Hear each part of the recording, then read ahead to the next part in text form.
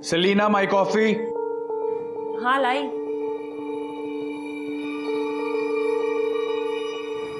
Tiffin ready है? हाँ जल्दी करो, मुझे लेट हो रहा है। हाँ हाँ।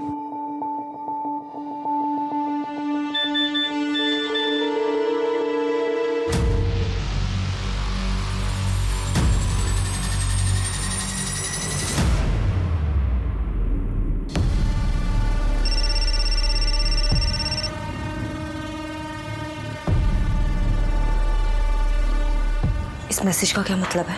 मुझे अर्जेंटली 2 लाख रुपए की जरूरत है, मेडिकल इमरजेंसी है। 2 लाख नहीं है मेरे पास। तो इंतजाम कर।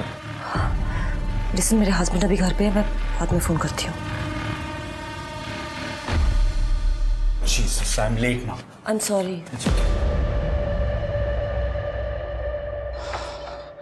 अब लिसन, अकाउंट डिपार्टमेंट से एक लड़का आएगा गिब्सन, उससे पैसे ले लेना और सेफ्टी से रख देना, ठीक है? मैं बाद में चेक करूँगा।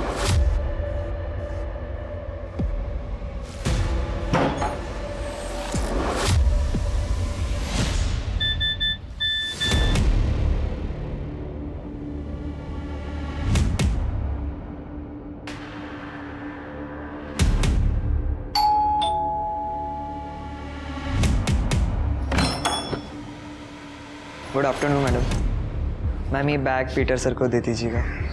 Okay. Thank you ma'am.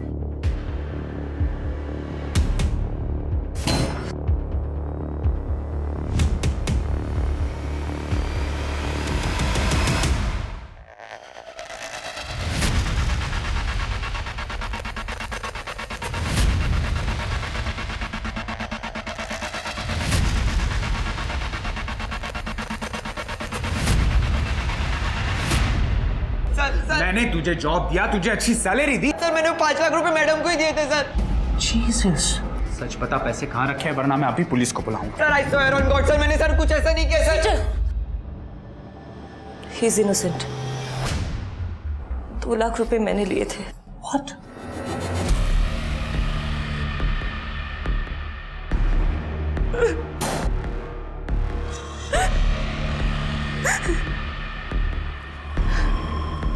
Peter,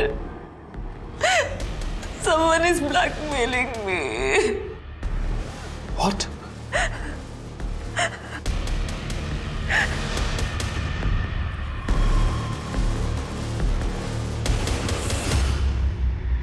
Peter, I'm sorry. I made a mistake. Please forgive me.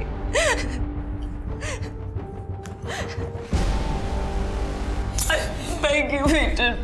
Please माफ कर दो। मैं एक जरूरी मीटिंग के लिए जा रहा हूँ। जब तक वापस आऊं तब तक मुझे तुम या तुम्हारा कोई भी सामान दिखना नहीं चाहिए। ऐसा मत करो, please please. Leave right now!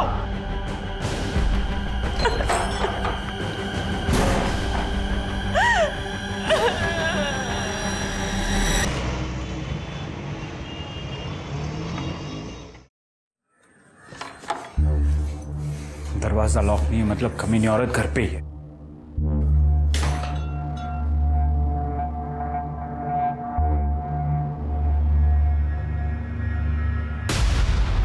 Selina,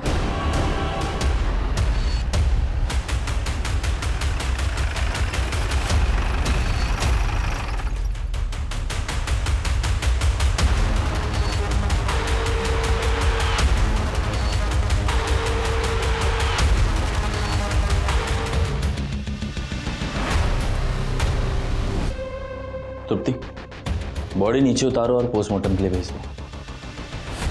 mister Peter आइए। ये रहा उसका नंबर।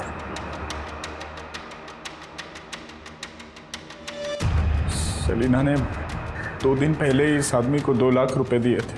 वो आदमी सेलिना को ब्लैकमेल कर रहा था। सेलिना ने बताया कि वो इस आदमी को सोशल मीडिया साइट पे मिली थी। ठीक है, ये नंबर की सारी इन्फॉर्मेशन निकालो और सोशल मीडिया साइट से उस आदमी का आईपी एड्रेस निकालो।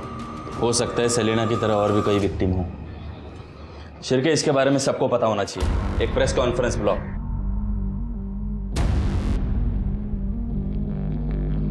इस सुसाइड के पीछे जिसका हाथ है उस आदमी का पता चल गया है।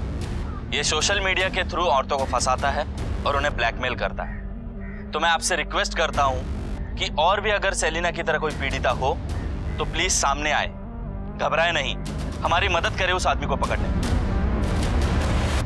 सर, जो नंबर हमें सेलिना के फोन से मिला था वो फेक आईडी से खरीदा गया था, और जो फाइल उसे ट्रांसफर की गई है उस कंप्यूटर का आईपी एड्रेस भी न्यू पनवेल का है। हालांकि मैंने वहां की पुलिस को इन्फॉर्मेशन दे दी है। वेरी गुड सिद्धि। सर, ये रूही शेख है। सर, इनका कहना है कि इनके साथ भी सेम धोखाधड़ी हुई है। पूरी बात डिटेल में बताइए। सर, मेरे शौहर काम के सिलसिले में दिन भर घर से बाहर आ करते थे और मैं अपने खाली समय में सोशल मीडिया यूज़ करती थी सर, सिर्फ टाइम पास करने के लिए। एक दिन एक सोशल साइट पर मेरी दोस्ती एक शांतनु नाम के लड़के से हो गई। सर, हम दोनों बहुत अच्छे दोस्त बन गए थे, काफ़ी देर तक चैटिंग भी करते थे। एक दिन हम दोनों मिले और फिर एक के बाद एक चीजें आगे बढ़ती चली गई। फिर उसने आपको आपत्तिजनक फोटोज और वीडियो दिखाए और आपको ब्लैकमेल करना शुरू किया। सही कहा मैंने? सर, मैं पहले ही उसे 1 लाख रुपए दे चुकी हूँ, अब वो 1 लाख रुपए की और मांग कर रहा है। सर, मैं इतने पैसे कहाँ से लाऊंगी? मुझे बहुत डर लगता है। देखिए, आप घबराइए मत, आप एक फॉर्मल कंप्लेन लॉन्च करा दीजिए, हम कार्रवाई करेंगे। अगर मेरे शौहर को पता चल गया तो मेरी जिंदगी बर्बाद हो जाएगी सर। मेरी रूही जी, देखिए, जब तक आप एक फॉर्मल कंप्लेन लॉन्च नहीं करेंगी तब तक हम आपकी कोई मदद नहीं कर पाएंगे। आप ये सब अपने शौहर को बता क्यों नहीं देती? मुझे पूरा यकीन है वो आपकी मदद करेंगे कंप्लेन करने में। मेरे शौहर मुझे तलाक दे रहे हैं और ये सब आप लोगों की वजह से हुआ है। पूरे मोहल्ले के सामने उन्होंने मेरा तमाशा बना दिया। आप लोगों की वजह से अब मेरे सर पर छत भी नहीं है। मैं क्या करूं, कहाँ जाऊं, बोलिए क्या करूं? गलती हर इंसान से होती है, तुम्हारी बीवी से भी गलती हुई, उसे उस बात का पछतावा है। देखो, तुम उसके शौहर हो, उसे माफ करो। रूही के अनुसार उसने इसके पहले कभी भी तुम्हें शिकायत का मौका नहीं दिया। हो गया आपका बोल के। अब मुझे एक बात बताना, अगर आपकी बीवी किसी पराये मर्द के साथ सोकर आती तो क्या आप उसे वापस अपनी जिंदगी में लेते? वो फोटोज और वीडियोस देखने के बाद उसे पहले की तरह वापस अपनाते? क्या हो गया, बोलती बंद होगी तुम्हारी? देखिए, आप ऐसे बात नहीं कर सकते।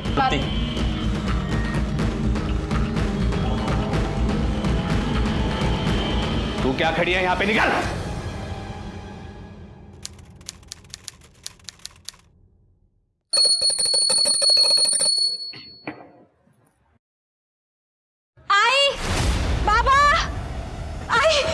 बाबा, अरे क्या हुआ? आई वो बाहर। क्या हुआ बताओ तो सही। आई बच्चा।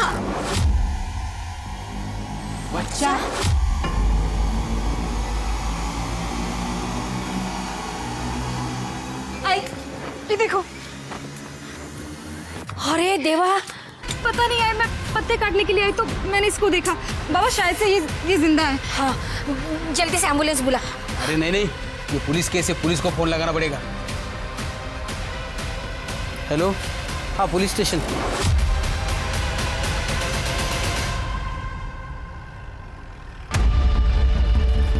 बच्चा कहाँ है? गॉड,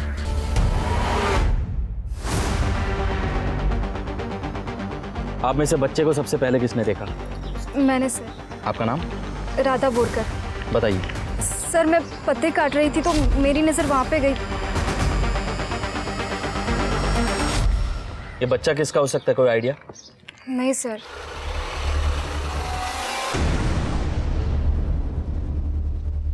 राधा, राजन, ठीक है ना? ये कौन है? ये मेरे पति हैं, पुणे में जॉब करते हैं, सॉफ्टवेयर इंजीनियर हैं। राधा ने कॉल किया, काफ़ी घबराई हुई थी, बच्चे के बारे में बताया। शादी को कितना समय हो गया? 2 साल। कोई बच्चे? नहीं। ये आपके आई बाबा है? नहीं सर, ये राधा के आई बाबा है। बाबा को पैरालिसिस का स्ट्रोक आया था, उसके बाद से हम इनके साथ ही रह रहे हैं इनकी देखभाल के लिए। ठीक है, तहकीकात चल रही है, फिर मुलाकात होगी।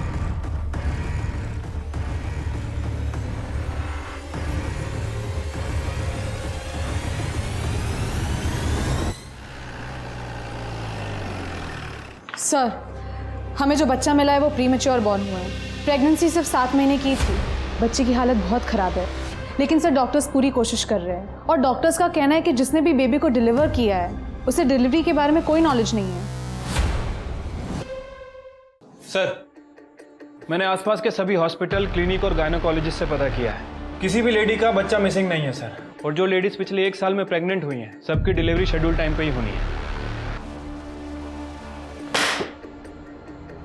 कोई कैसे कैलाश सोसाइटी में बच्चा छोड़ के जा सकता है?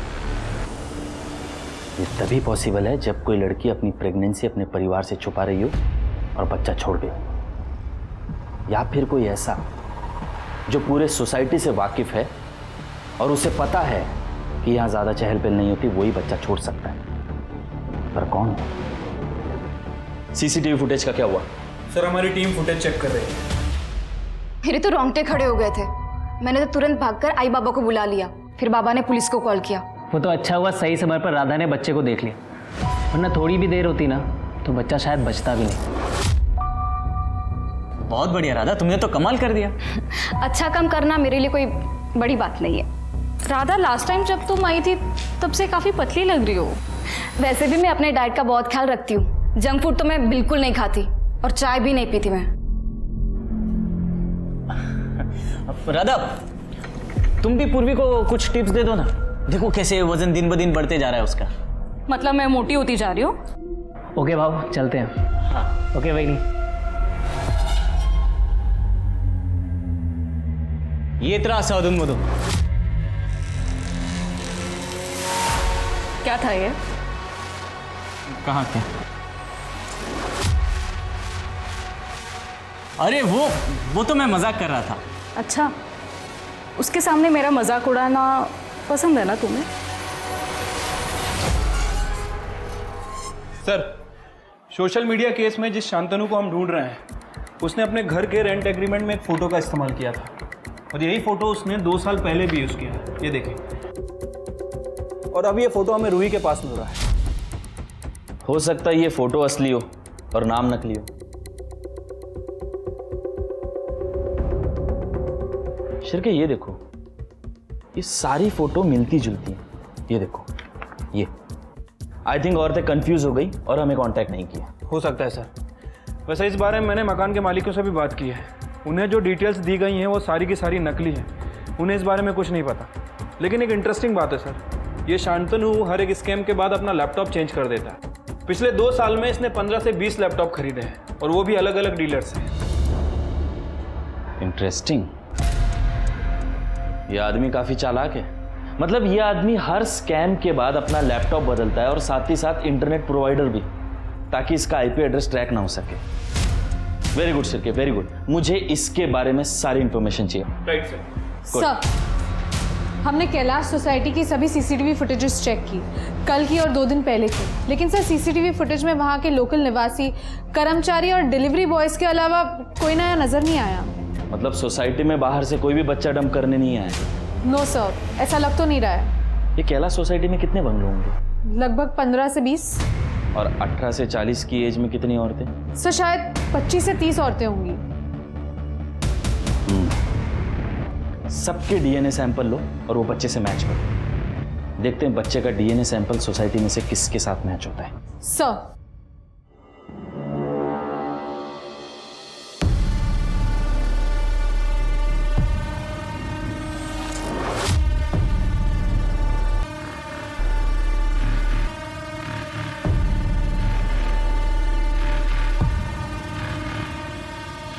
सोनल, रात को 8 बजे खाना तैयार रखना।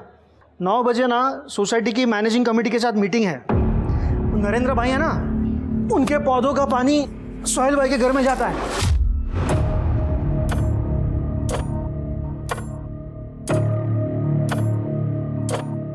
क्या है? जब देखो फोन पर।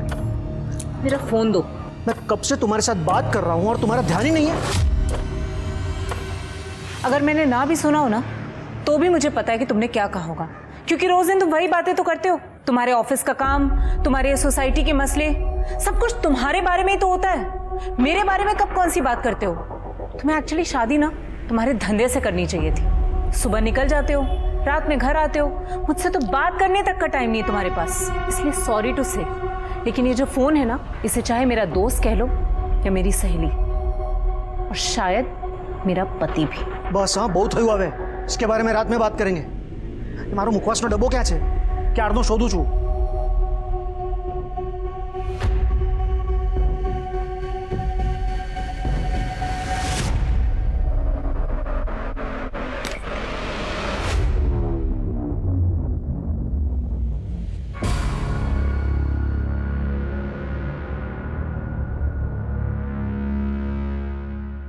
अपने नॉटी फोटोज भेजो ना।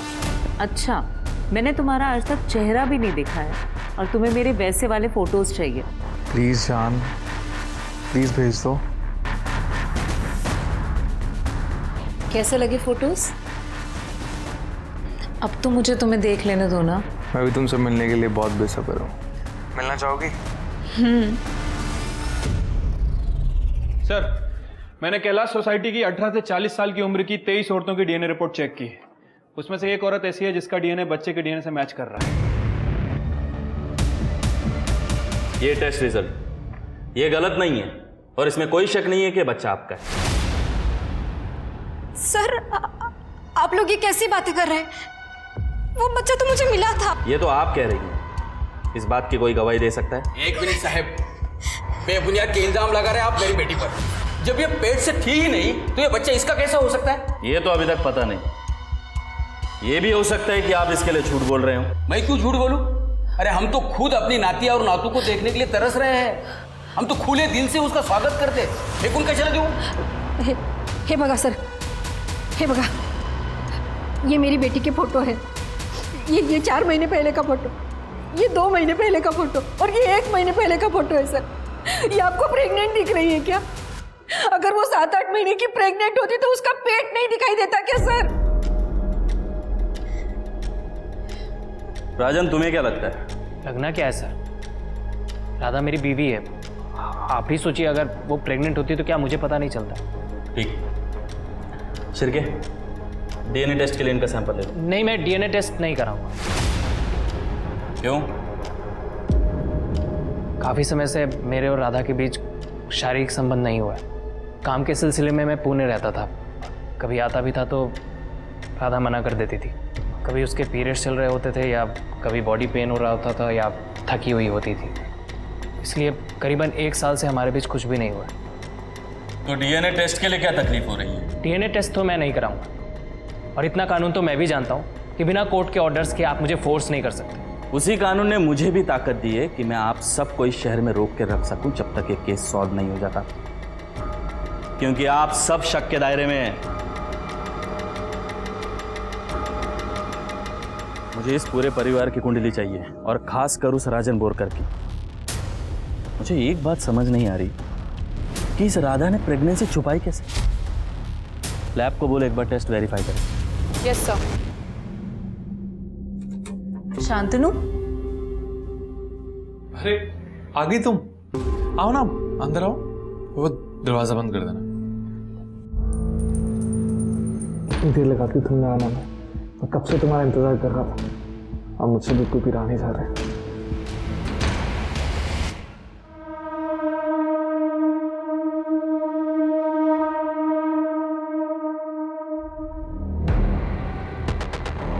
क्या हुआ, बहुत खुश लग रही हो? बात ही ऐसी है, ये देखो। लेकिन ये कैसे हो सकता है? क्यों नहीं हो सकता? राधा के साथ कुछ भी हो सकता है। वैसे भी अपने आप को बड़ी हूर की परी समझती है ना वो। उसके साथ जो कुछ भी हुआ बहुत अच्छा हुआ। अरे चुप करो, बस करो।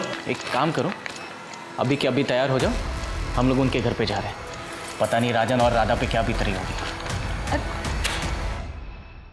सर, हमने पूरी कैलाश सोसाइटी, उनके पड़ोसियों और राधा के दोस्तों से भी बात की, लेकिन किसी को नहीं पता था कि राधा प्रेग्नेंट थी। किसी ने राधा का वजन बढ़ते हुए नहीं देखा, कोई प्रेगनेंसी सिम्टम्स नहीं।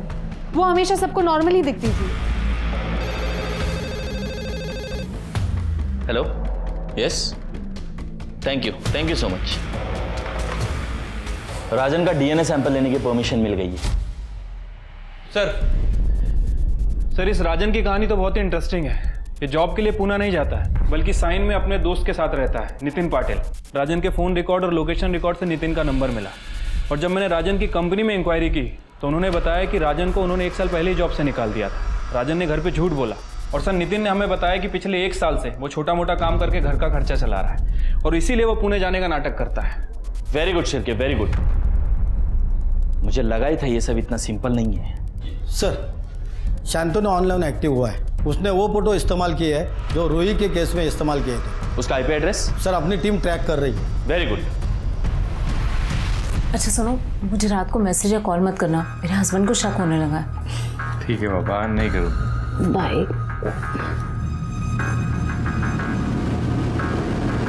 ठीक आहे, ती फाईल तयार करा, मी बघतो नंतर। सर, हॉस्पिटल से फ़ोन आया था, वो बच्चा ही इज़ नो मोर। कोई इतना बेरहम कैसे हो सकता है? एक नवजात बच्चे को मरने के लिए छोड़ दिया। सर, राजन का डीएनए बच्चे के डीएनए से मैच होता है। वो बच्चा राजन और राधा का ही था। अब ये मर्डर केस है। राधा बोरकर, तुमने तुम्हारे बच्चे को लावारिस छोड़ा, जिसकी वजह से उसकी मौत हो गई। क्या बच्चा मर गया? जी हाँ, राजन के डीएनए टेस्ट से ये प्रूव हो चुका है कि ये बच्चा इन दोनों का ही है। राधा, हमारे साथ चलो। तृप्ति। एक मिनट सर, आप लोग हमें बिना बात के फंसा रहे हैं। किसी दूसरे का पाप आप हमारे सर पे डाल रहे हैं। अरे गलती हो गई मेरी बीवी से, जो उस दिन उस बच्चे के बारे में आपको इन्फॉर्म कर दिया। इससे तो बेहतर होता किसी कूड़ेदान में फेंक देती। ए शाण्या, सायन को पूना बताने वाले, शांत रहा जरा। सर, आपका क्या मतलब है सर? ये अपने भाई से पूछो कि ये अपना पूरा हफ्ता कहाँ बिताता है। जहां तक मैं जानता हूं ये पूना तो नहीं जाता। क्यों? राजन? अरे राजन काय म्हणतायत ते? भाऊ, जॉब छूट गई थी मेरी। सायन में मैं अपने दोस्त नितिन के साथ ही रहता था, वहीं छोटा मोटा काम करता था। बहुत टाइम से जॉब ढूंढ रहा हूँ, अभी तक मिली नहीं है। क्या बोलता आप सबको? आई एम सॉरी, आपके परिवार को ये सब इस तरह बताना पड़ा। देखिए, पुलिस अपना काम पूरी ईमानदारी से करती है, और डीएनए टेस्ट से ये पता चल चुका है कि बच्चे के बाप तुम ही हो। तुम ही हो। तो अभी ठंडे दिमाग से सोचो कि राधा के साथ तुमने आखिरी बार संबंध कब बनाए। सर, मैंने आपको पहले ही बताया, 1 साल पहले, शायद 8-9 महीने पहले। मतलब 8 महीने? राधा, क्या वो बच्चा हमारा था?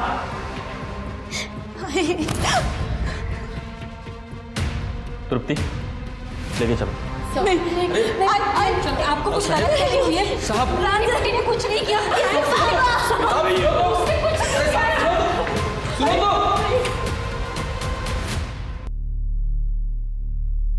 सर, मैं और क्या करती? राजन हफ्ते भर बाहर रहता था, मुझे अकेलापन महसूस होता था। फिर एक दिन मुझे सोशल साइट पे एक लड़के की फ्रेंड रिक्वेस्ट आई, तो मैंने एक्सेप्ट कर ली। मैं शांतनु के साथ बातें करने लगी थी, और फिर कुछ ही समय में मुझे उससे प्यार हो गया था। इतना प्यार कि मैं उसके साथ भाग जाना चाहती थी, एक नई जिंदगी की शुरुआत करना चाहती थी। लेकिन तभी मुझे पता चला कि मैं प्रेग्नेंट हो गई हूँ।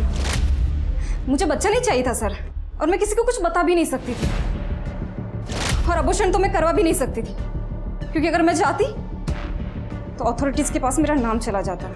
इसलिए मैंने तय किया कि मैं किसी को कुछ भी नहीं बताऊंगी। फिर अगले दिन आई।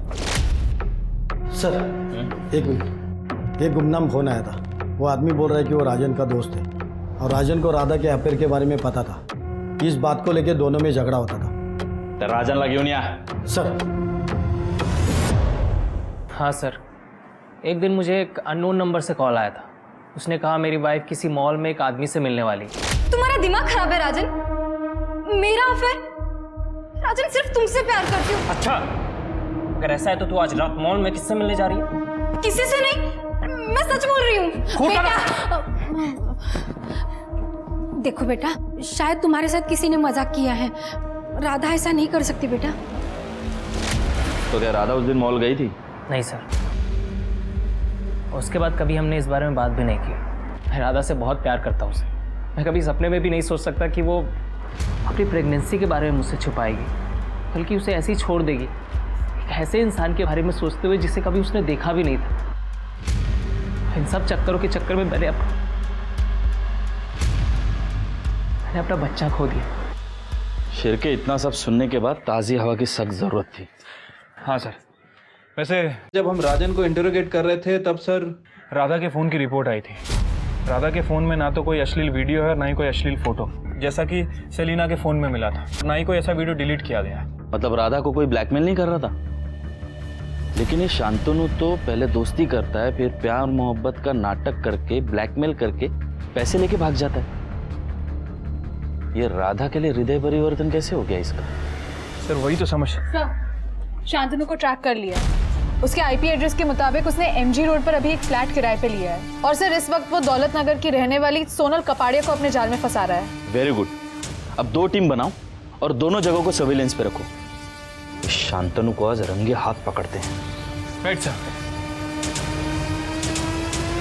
सुनो, मुझे 2 लाख रुपए की बहुत ज़रूरत है। कुछ मेडिकल इमरजेंसी है, प्लीज़ पैसे अरेंज करवा दो। मेरे पास 2 लाख रुपए नहीं है, लेकिन हुआ क्या है? वो सब मैं तुम्हें मिलकर बताऊंगा। आप ही प्लीज़, मुझे पैसों की ज़रूरत है। देखो, तुम्हारे अलावा मेरा कोई और है भी नहीं है। तुम बिल्कुल भी टेंशन मत लेना, मैं तुम्हें जल्द से जल्द पैसे वापस कर दूंगा। लेकिन शांतनु, अगर मेरे पास होते तो तुम्हें मैं मना क्यों करती? मेरे पास नहीं है। सोनल, अभी फोन रखती हूँ। सोनल, क्या कर रही हो? अरे बराड़ा पाड़ी रो છું ક્યારનો। बाथरूम में से चिल्ला रहा हूं मैं कब से, टॉवेल भूल गया था। मैंने संभळाયું नहीं, वो फोन। फिर से फोन, ककड़ाहट છે।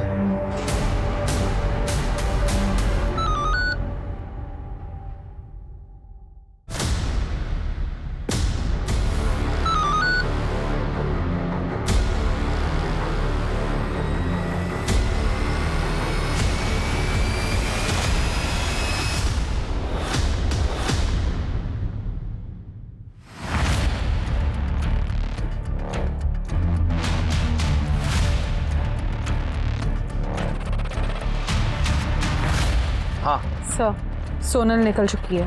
वो सोनल से ही मिलने जा रहा है।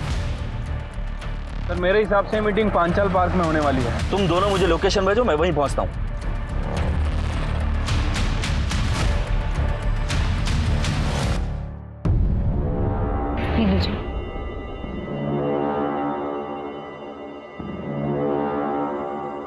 तुम ये ठीक नहीं कर रहे हो शांतनु।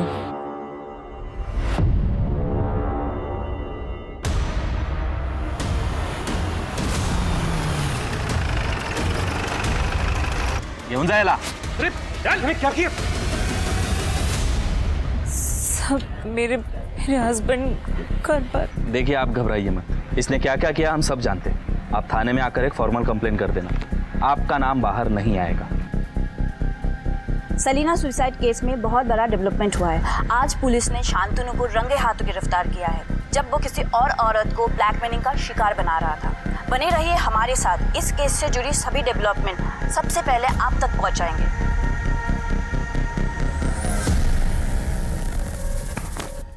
शांतनु दास गुप्ता, बता कितनी?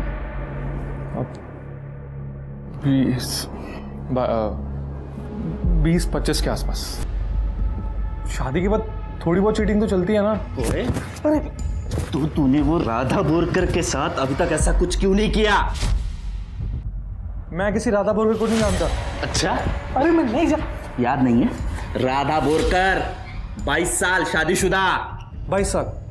फिर तो मैं वाकई में नहीं जानता, क्योंकि मेरा टारगेट सिर्फ 35 से 40 साल की औरतों पर होता है, जो सेक्सुअली एक्टिव होती हैं लेकिन अकेली और तन्हा होती हैं।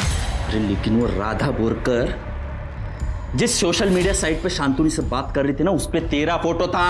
अरे मुझे नहीं मालूम कि मेरा फोटो वहां पे कैसे पहुंचा, और मैं सच बता रहा हूँ, मैं किसी राधा बोरकर को नहीं जानता हूँ। सर जिस समय राधा शांतनु के टच में थी, उस समय शांतनु दासगुप्ता के फोन की लोकेशन और आईपी एड्रेस कहीं और का है। लेकिन राधा जिस शांतनु से बात कर रही थी, उस समय उसका आईपी एड्रेस पवन बाग के साइबर कैफे का है। और राधा के मुताबिक उसने शांतनु से कभी मुलाकात नहीं की, उसे ऑनलाइन ही उससे प्यार हो गया।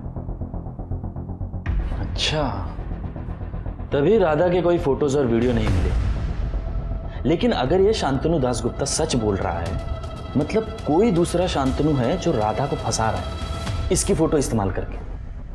हो सकता है सर, लेकिन सर इस शांतनु ने पिछले 15 से 20 दिन में कोई एक्टिविटी नहीं। ओके शिरके, ये साइबर कैफे में जाओ और ये जो कोई भी दूसरा शांतनु है उसकी फुटेज निकालो। सर, एक औरत की डेड बॉडी मिली है।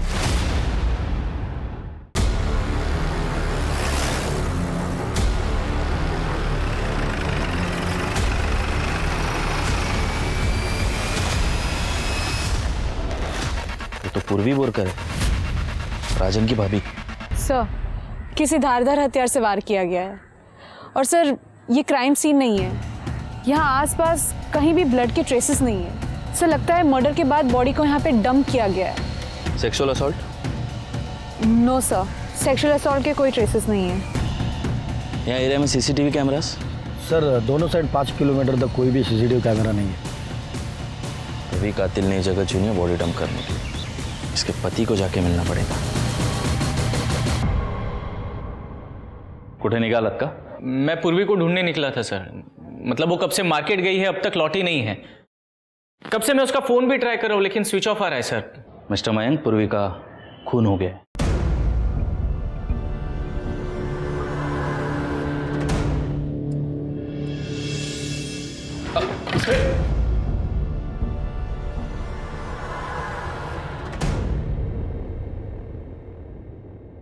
मिस्टर मयंक, सांभाळा स्वतःला। पूर्वी की डेड बॉडी हमें जंगल में मिली। उसको कोई क्यों मारेगा सर? पूर्वी की किसी से दुश्मनी, झगड़ा वगैरह? पूर्वी के डेड बॉडी के पास हमें उसका पर्स, मोबाइल कुछ नहीं मिला। क्या वो यहाँ हो सकता है? नहीं सर, वो अपने साथ लेकर गई थी, इसलिए तो मैं उसको फोन ट्राई कर रहा था सर। हमें फिर भी एक बार घर की तलाशी लेनी होगी। चेक करा। तृप्ति, साइबर टीम को बुलाओ और पूर्वी का सोशल मीडिया अकाउंट चेक करवाओ। Yes sir.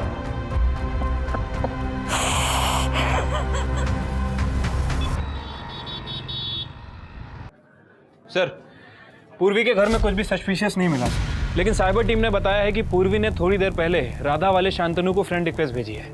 और शांतनु का आईपी एड्रेस? सर टीम उस पर काम कर रही है। दूसरा शांतनु कौन है?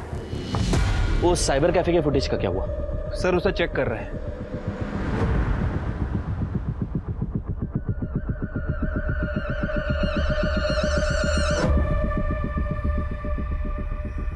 कुछ मिला?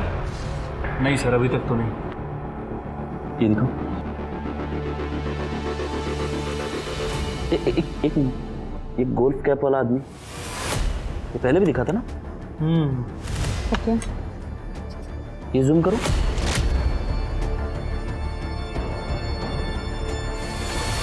शिरके, ये मोबाइल कवर कहाँ देखा, याद आया? नहीं sir. Okay sir, last IP address मिल गया है जब ये अकाउंट आखिरी बार इस्तेमाल हुआ था, अकाउंट डिलीट करने के लिए। टाइम? Sir 3 PM। पूर्वी की डेड बॉडी भी उसी समय मिली थी ना? लोकेशन क्या?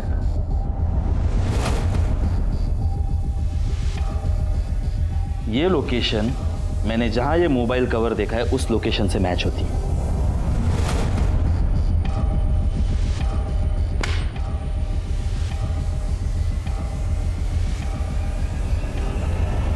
सर पता चला मेरे पूर्वी को किसने मारा। क्यों, तुम्हें नहीं पता? अरे सर ये क्या बदतमीजी है। मैंने तो सिर्फ आपसे इतना पूछा कि पूर्वी को किसने मारा। पूर्वी को उसने मारा जिसके मोबाइल का कवर ये है।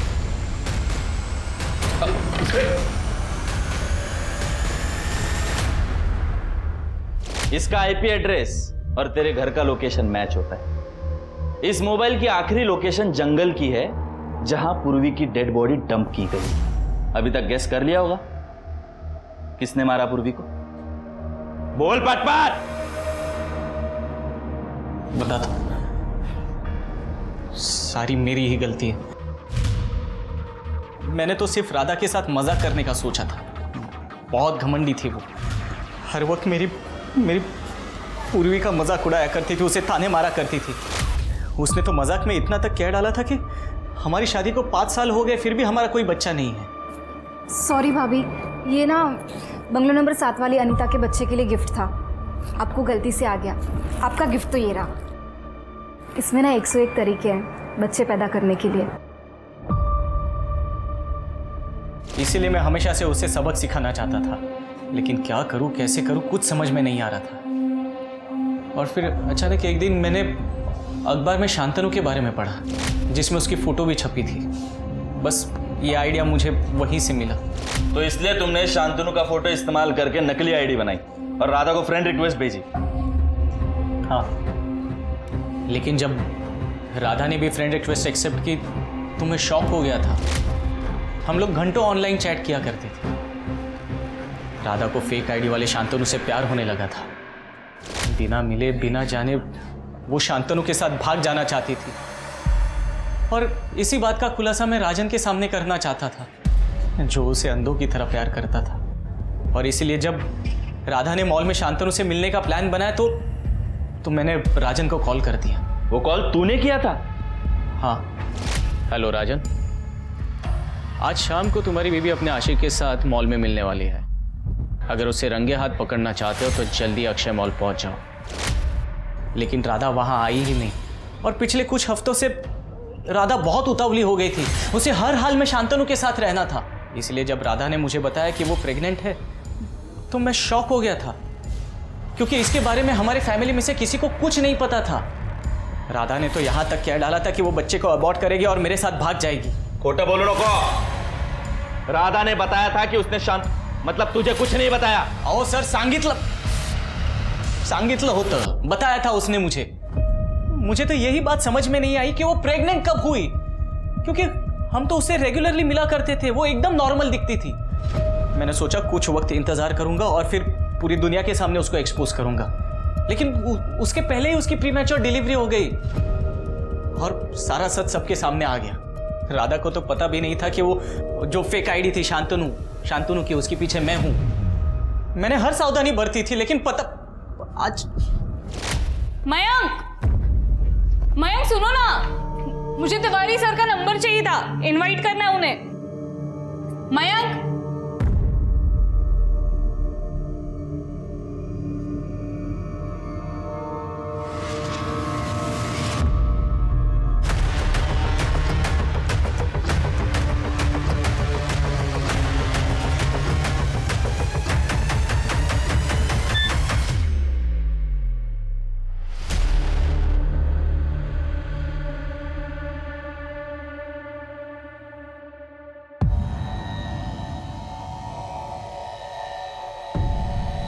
क्या हुआ? मैंने ही भेजी है रिक्वेस्ट। तुम ही शांतनु हो ना? राधा के साथ तुम ही चैट कर रहे थे। अरे नहीं पूर्वी, अफेयर चल रहा है ना तुम्हारा राधा के साथ? अरे नहीं, मैंने कैसे नजरअंदाज कर दिया? इसलिए तो तुम हमेशा उसकी तरफदारी करते रहते थे। अरे नहीं, मैं तो बस वो मजाक के तौर पे। मैं पुलिस के पास जा रही हूँ, सब कुछ बता दूंगी उन्हें। अरे पूर्वी देखो, तुम ऐसे कुछ भी नहीं करने वाली। उसे बच्चा अबॉर्ट करने के लिए तुमने कहा था, मतलब वो बच्चा भी तुम्हारा है ना, इसलिए तो उसका डीएनए। मैं बता दूंगी पुलिस को सब कुछ। अभी पूरी सुन, अरे ऐसी कोई बात नहीं। सुनो, बैठो यहाँ पर, मैं तुमको सब बता। जिंदगी बर्बाद कर दी है तुमने मेरी। कुछ बर्बाद नहीं किया है। सुनना मुझे। क्या फायदा हुआ रे ये सब करके? तूने तेरी जिंदगी तो बर्बाद कर ही दी और साथ ही साथ राधा और राजन की भी कर दी। अब पूरी जिंदगी जेल में सड़। सोशल मीडिया का उपयोग करते हुए सतर्क रहें और हर किसी से दोस्ती ना करें। जैसे हम और आप अपने घर में हर किसी को आने नहीं देते, वैसे ही सोशल मीडिया भी हमारा आभासी घर है।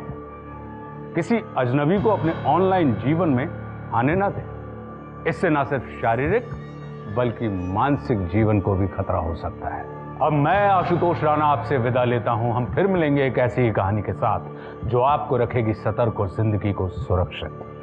तब तक अपना और अपने परिवार का ख्याल रखिए और देखते रहिए क्राइम पेट्रोल सतर्क। जय हिंद।